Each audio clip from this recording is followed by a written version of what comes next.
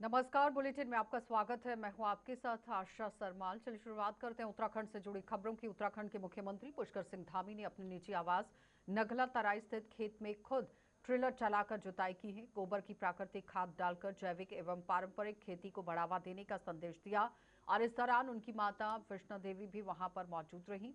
और मुख्यमंत्री ने कहा कि खेती भारतीय संस्कृति और ग्रामीण अर्थव्यवस्था की आत्मा है। उन्होंने किसानों से प्राकृतिक खेती अपनाने और रासायनिक उर्वरकों का ही निर्भरता कम करने का आह्वान किया।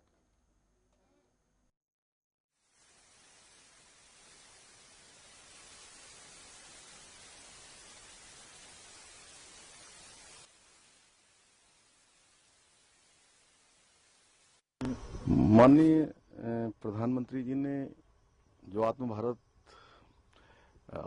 भारत का संकल्प लिया है, वो संकल्प हम सभी देशवासियों के लिए उसको आगे बढ़ाना है।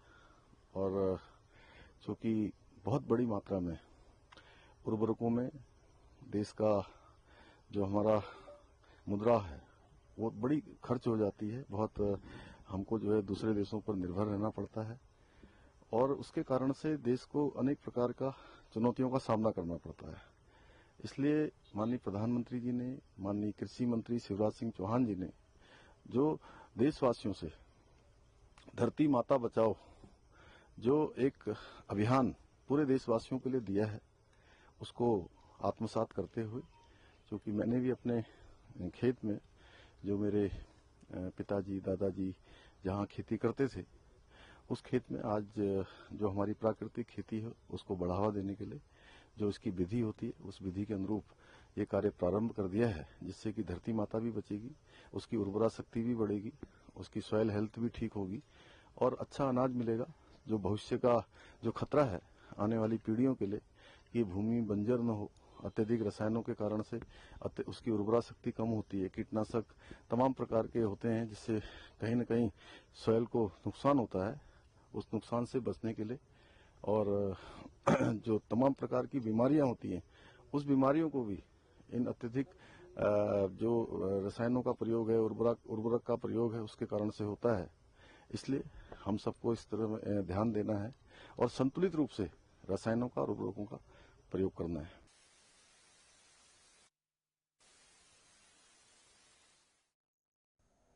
उत्तराखंड के मुख्यमंत्री पुष्कर सिंह धामी ने आज सोमवार को माता पूर्णागिरि धाम पहुंचकर मंदिर परिसर में श्रमदान किया और स्वच्छता अभियान में भाग लिया। मुख्यमंत्री ने श्रद्धालुओं और स्थानीय लोगों के साथ मिलकर साफ सफाई पर स्वच्छता का संदेश दिया है। उन्होंने कहा कि धार्मिक स्थलों की स्वच्छता बनाए रखना हम सभी की सामूहिक जिम्मेदारी है।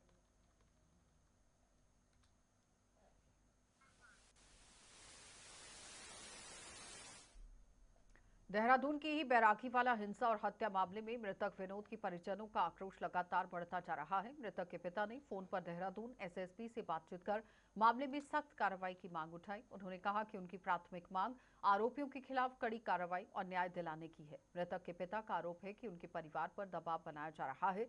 उन्हें यहाँ मामले से जुड़े हुए अन्य लोगों को धमकियां यहाँ दी जा रही हैं। उन्होंने ये भी दावा किया कि घटना के चश्मदीद 2 युवकों को जान से मारने की धमकी दी जा रही है। जितने हुए हमारी उनके साथ में जो है वो कह रहे हैं, विश्वास दे रहे हैं, हम पंचनामा करो और जो है हमारा कार्रवाई बढ़िया करेंगे, सबका कुछ काम सही करेंगे, ऐसे वो बोल रहे हैं। तो अभी तक पंचनामा भी नहीं हो पाया? नहीं। क्या मांग है आप? अजी हमारी मांग तो है, जो खूनी आदमी है जिन्होंने घर पर आकर हमारे मौत करी है, किस तरीके से मौत करी, इरादा करके प्लान बना कर मारा गया लड़का है। इन्हें इनका होना तो चाहिए था इनकाउंट्री, पर इनकाउंट्री का छोड़ी इन्होंने पकड़ा भी नहीं था। अरे 4 ही तो आए थे, मेरे जने आए ना तो 10-10 जनों ने एक जना पकड़ रखा था, एक आदमी के पीछे 10-10 जने खड़े थे। हाँ जी, बात हुई थी, जी साहब थे, उनसे हुई थी। कह रहे हैं वो ये कार्रवाई करेंगे, हम ऐसे करेंगे, वैसे ही बता रहे हैं। 3 दिनों में वो पड़े वहाँ, उन्होंने कभी किसी का बुरा नहीं किया, उनके साथ इतना बुरा कर रहे हो,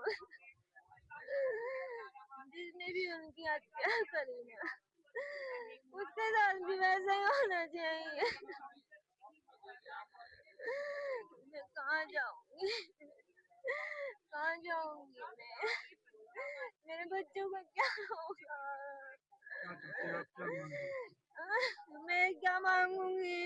बच्चों का भविष्य क्या होगा, कौन उन्हें पालेगा। जी, मेरा नाम राजेश कुमार है। मैं मृतक का छोटा भाई हूँ, सबसे छोटा। शासन और प्रशासन द्वारा पहले तो हमारे पास एफआईआर का दबाव बनाया गया कि आप एफआईआर कराओ और सुबह तक आपको रिजल्ट मिल जाएगा। रात के 2:30 बजे जबरन हमसे एफआईआर ली गई, जबकि हम उसे देने के पक्ष में नहीं थे, क्योंकि ये दस्तावेजी मामला था। इसमें कोई मिस्टेक हो जाती है तो भविष्य में दिक्कत हो सकती थी। लेकिन फिर भी इन लोगों के दबाव की वजह से हमने एफआईआर दी और रिजल्ट आप लोगों के सामने कुछ नहीं है, 3 दिन हो गए हैं। पुलिस झूठ पे झूठ बोल रही है। उसके बाद सुबह होते 11 बजे के बाद कुछ नेता लोग, उनके सहयोगी और पुलिस प्रशासन हम पर दबाव बना रहा है कि आप पंचनामा करो, आप पंचनामा करो, आप पंचनामा करो। अलग अलग बातें बताई जा रही हैं, लेकिन सर हम पंचनामा नहीं कराएंगे जब तक उन लोगों का पंचनामा नहीं होगा। ये हमने खुल के कह दिया। सर न्याय चाहिए अपने को, तो हमारा आदमी गया, उनके भी भेजो। हमको ज्यादा बड़ी डिमांड थोड़ी करे, 2-4 लोगों की डिमांड करे, ज्यादा थोड़ी करें। मतलब सरकार चाह रही है कि कल कोई दूसरी घटना घटे। सरकार ये चाह रही है। सरकार क्या करेगी, अगर हम अभी पंचनामा करते ठाके अरेस्ट कर देगी उनको और सरकारी पैसे पे खिलाई पिलाएगी, क्या उनके बाप का पैसा है क्या? सर हमारे ऊपर इतना दबाव बनाया जा रहा है। आप दबाव देख रहे हैं सर, देख रहे हैं आप किस तरह से दबाव बनाया जा रहा है। पुलिस अलग दबाव बना रही है, नेता लोग अलग दबाव बना रहे हैं। मतलब आप देख रहे हैं सर, आप कल से लगातार देख रहे होंगे। सोमवती अमावस्या, संक्रांति और पुरुषोत्तम मास के अंतिम दिन के जो दुर्लभ संयोग हैं, इस पर धर्मनगरी हर की पैड़ी में आस्था का सैलाब उमड़ पड़ा है। लाखों श्रद्धालु पवित्र गंगा में स्नान कर पुण्य लाभ अर्जित कर रहे हैं।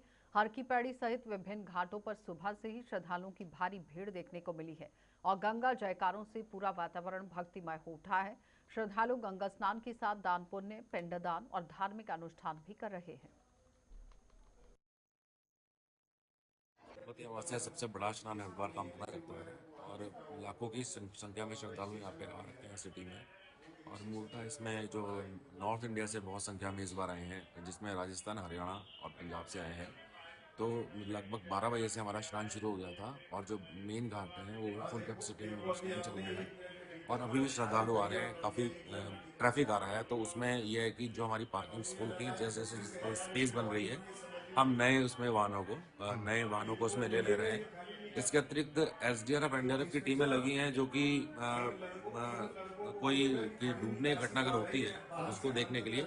इसके अलावा सिक्योरिटी एस्पेक्ट्स में एटीएस, बीडीएस, डॉग स्क्वाड वो लगी हुई है और इसमें काफ़ी संख्या में हमारे जो है एपी, सीपी और ट्रैफिक पुलिस के जवान लगे हुए हैं। तो पुलिस पूरी तरह गेयर अप है और प्रयास रहेगा कि श्रद्धालु अपना अच्छे से स्नान करें, अपने गंतव्य को प्रस्थान। हम मेले को सकुशल संपन्न करने के लिए 6 सुपर जोन है, 16 जोन है और 46 सेक्टर्स हैं। इसमें एडिशनल एसपी, सीओ और सब इंस्पेक्टर स्तर के अधिकारी हैं और पर्याप्त संख्या में इसमें पीएससी, पैरामिलिट्री और हमारे आरटीसी के भी जवान और अंडर ट्रेनिंग सब इंस्पेक्टर भी हैं, जो कि अपने व्यवहारिक मॉड्यूल के लिए आए हुए हैं। तो हर एक जो इम्पोर्टेंट पॉइंट्स हैं वो पुलिस ने सारे कवर किए हुए हैं और अच्छे से ब्रीफ किया गया है। तो स्नान अभी अच्छे से चल रहा है और सीनियर ऑफिसर्स भी इसको सुपरवाइज कर रहे हैं। दबाव है, अभी भी आने वाले ट्रैफिक का दबाव है, क्योंकि हमारी पार्किंग सारी हाईवे पे है। लेकिन अब अपेक्षित ये है कि 8 बजे के आसपास हमारी वापसी शुरू हो जाएगी। बहुत बड़ी संख्या में वापसी शुरू होगी, तो हमारी जो ड्यूटीज हैं वो लेन चेंज करके दूसरी तरफ चले जाएंगी, जिससे कि हम निकासी करने वाले, वापस जाने वाले तीर्थयात्रियों को असिस्ट कर। देहरादून की ही सैयदपुर थाना क्षेत्र की यहाँ बुड्डी गांव में रिश्तों को शर्मसार कर देने वाली सनसनीखेज घटना हुई है और सनसनीखेज घटना के बाद देखिए यहाँ एक सगे भाई ने अपने ही भाई की हत्या कर दी, जिससे पूरे इलाके में हड़कंप मच गया है। घटना की सूचना मिलते ही पुलिस मौके पर पहुंची और जांच शुरू कर दी गई। मामले की गंभीरता को देखते हुए देहरादून पुलिस ने त्वरित कार्रवाई करते हुए महज 1 घंटे के भीतर आरोपी को गिरफ्तार कर लिया। पुलिस आरोपी से गहन पूछताछ कर रही है ताकि हत्या के पीछे की असली वजह का पता लगाया जा सके। पौड़ी जिले के विकासखंड क्षेत्र की ग्राम सभा धनाव मल्ला की में यहाँ आप देखिए किस तरह से किस विकास जो कार्य कराए गए उसमें वित्तीय अनियमितता का मामला सामने आ गया है। आरटीआई के जरिए मिली जानकारी के आधार पर हुई जांच में पाया गया कि ग्राम प्रधान ने विकास कार्यों के लिए आवश्यक सामग्री अपनी ही फर्म से खरीदी और उसी फर्म को भुगतान भी कर दिया। शिकायत मिलने पर जिलाधिकारी द्वारा गठित जांच समिति ने मामले की पुष्टि की है। जांच रिपोर्ट्स के आधार पर प्रशासन ने ग्राम प्रधान और तत्कालीन ग्राम विकास अधिकारी के खिलाफ कार्रवाई करते हुए 3,68,124 रुपए की वसूली के आदेश जारी कर दिए। ये धनाऊ में जो कुछ मनरेगा के कार्य हुए थे, तो उसमें यही शिकायत थी कि वहाँ के जो प्रधान हैं मिस्टर रावत, उनके द्वारा अपनी ही फर्म से सामग्री की सप्लाई ली गई है। तो प्रकरण में जांच की गई और जांच में ये हमारे जिला स्तरीय अधिकारियों से जांच कराई गई थी। उसमें तथ्य ये आया कि वास्तव में कुछ पीरियड का जो सामग्री है, मतलब उसमें ये था कि पहले एक कोई महिला प्रधान थी, उनके पीरियड में भी मिस्टर रावत की दुकान से या फर्म से सामान गया है, लेकिन उस समय मिस्टर रावत प्रधान नहीं थे। तो उस समय तक का तो उनका सही है, वो सप्लाई कर सकते थे, लेकिन बाद में वो खुद ही प्रधान बन गए और उन्होंने अपने ही फर्म से सामान की सप्लाई ली और पेमेंट किया गया। और जो प्रावधान है उसके अंतर्गत प्रधान जो हैं वो अपने ग्राम पंचायत के अंतर्गत लोक सेवक माने जाते हैं। मतलब एक किस्म से आप ये समझिए कि वो सरकारी सेवा में माने जाते हैं। तो उनके द्वारा अपनी ही ग्राम पंचायत में अपनी ही फर्म से सामग्री का क्रय किया गया है, जो नियमानुकूल नहीं है। और इसमें जो तत्कालीन ग्राम पंचायत ग्राम विकास अधिकारी थे, उनके द्वारा भी इनको वेरीफाई किया गया है। तो उनका भी दायित्व था कि इस तथ्य को क्योंकि उनके ध्यान में तो रहा ही होगा, ग्राम सेवक जो वीडियो साहब हैं, विलेज डेवलपमेंट ऑफिसर, उनकी वसूली की कार्यवाही है। तो पत्रावली खाते में उसने पैसे डाले थे और इस संबंध में जांच अधिकारी जो है जिला पूर्व के अधिकारी थे, उन्होंने सही जांच करके सीडीओ साहब को दी और सीडीओ साहब ने जो है इसमें वसूली के आदेश कर दिए हैं। आदेश करना मतलब एक इन्होंने क्राइम किया है और इसको जब वसूली हो जाएगी तो उसके बाद जो है डीएम द्वारा हम जो है इस पर उचित कार्रवाई कराएंगे कि ये 420 का मामला है और इसमें कार्रवाई करने की कृपा करें। पंचायत का पैसा था वो, इसने अपने फर्म में से अपने खाते में पैसे डलवाए। ग्राम पंचायत का नुकसान है और जीएसटी नॉन जीएसटी है, ये भारत सरकार की चोरी की है इन्होंने। भारत सरकार की चोरी करने के बाद तभी तो ये क्राइम हुआ। 420 का मामला है ये और ये आगे जा करके संबंधित ग्राम विकास अधिकारी और ग्राम प्रधान के खिलाफ। जिम कॉर्बेट नेशनल पार्क के सबसे लोकप्रिय पर्यटन क्षेत्रों में शामिल ढिकाला जोन को मानसून सीजन के चलते 15 जून से ही पर्यटकों के लिए बंद कर दिया गया है और पर्यटकों की सुरक्षा को देखते हुए कॉर्बेट प्रशासन ने यह निर्णय लिया, जो आगामी 15 नवंबर तक प्रभावी रहेगा। इसके साथ ही विभिन्न पर्यटन जोनों में रात्रि विश्राम की सुविधाएं बंद कर दी गई। हालांकि झरना, ढेला और गाजिया जो जोन है, इसमें डे सफारी जारी रहेगी। प्रशासन का कहना है कि ये कदम पर्यटकों की सुरक्षा को ध्यान में रखते हुए उठाया गया। जैसे कि हमारा जो टूरिज्म सीज़न चलता है, हम पार्क बंद कर देते हैं, नाइट स्टे की फैसिलिटी जो है बंद हो जाती है। हालांकि डे सफारी के लिए 3 जोन है हमारे, जो गर्जिया, ढेला और झरना, ये खुले रहते हैं, तो सफारी हो सकती है, लेकिन अब नाइट स्टे की सुविधा जो है 15 नवंबर तक बंद रहेगी। परिवहन विभाग ने नियमों का उल्लंघन करने वाले विक्रम और अन्य सार्वजनिक परिवहन वाहनों के खिलाफ सख्त अभियान शुरू कर दिया है। विभाग की ओर से चलाए जा रहे विशेष चेकिंग अभियान में ओवरलोडिंग, बिना परमिट संचालन, फिटनेस मानकों की अनदेखी और यातायात नियमों का उल्लंघन करने वाले वाहनों पर कार्रवाई जारी है और हालिया जांच में कई वाहनों के चालान किए गए, जबकि कुछ वाहनों को सीज कर दिया गया। अगर हम देहरादून शहर की बात करें और स्पेशली विक्रम की बात करें, तो विक्रम जो है वो कॉन्ट्रैक्ट कैरेज परमिट से आच्छादित है। कॉन्ट्रैक्ट कैरेज परमिट का मतलब होता है कि वो एक स्थान से सवारी को बिठाएंगे, पूरा ग्रुप को बिठाएंगे और दूसरे स्थान के गंतव्य तक लेके जाएंगे। बीच बीच में से सवारी उठाएंगे और बिठाएंगे नहीं। सबसे पहली बात, जो इसका उद्देश्य होता है कॉन्ट्रैक्ट कैरेज परमिट। और जो हमारा स्टेज कैरेज परमिट होता है, वो हमारी बसेस चलती हैं और जो हमारे मैजिक चल रहे हैं आज की डेट में, इनको स्टेज कैरेज परमिट इशू है। ये स्टेजेस में पैसेंजर्स को उठा और बिठा सकते हैं। विक्रम के साथ समस्या ये है कि ये कुछ सालों से इसी तरीके से चल रहे हैं। कॉन्ट्रैक्ट कैरेज परमिट का होने के बावजूद ये स्टेज कैरेज की परमिट की तरह चल रहे हैं और उल्लंघन कर रहे हैं। इन पे समय समय पर कार्रवाई भी की जाती है और क्योंकि इनका स्टैंड निर्धारित नहीं है, क्योंकि ये कॉन्ट्रैक्ट कैरेज की गाड़ियां हैं, इसलिए इनका स्टैंड भी निर्धारित नहीं किया गया बीच बीच में। तो इनके उल्लंघन पे माननीय उच्च न्यायालय ने भी, जो हमारे आरटीओ एनफोर्समेंट हैं, पूर्व में उनको निर्देशित किया था कि इस पे सख्त से सख्त कार्रवाई की जाए और जो कॉन्ट्रैक्ट कैरेज की गाड़ियों का उल्लंघन कर रहे हैं परमिट का, उस पे सख्त कार्रवाई की जाए। तो एनफोर्समेंट की टीम जो है हमारी निरंतर इस पर बीच बीच में चेकिंग करती है। देवभूमि उत्तराखंड सफाई कर्मचारी संघ ने अपनी लंबित मांगों के समाधान को लेकर जिलाधिकारी और इसी माध्यम से मुख्यमंत्री को ज्ञापन सौंपा है। संघ के पदाधिकारियों ने आरोप लगाया कि प्रदेश भर की पर्यावरण मित्र और सफाई कर्मचारी लंबे समय से अपनी समस्याओं के समाधान की मांग कर रहे हैं, लेकिन सरकार और प्रशासन उनकी मांगों पर ध्यान नहीं दे रहे। उन्होंने कहा कि पूर्व में कई आश्वासन दिए गए, लेकिन अब तक कोई ठोस कार्रवाई नहीं हुई।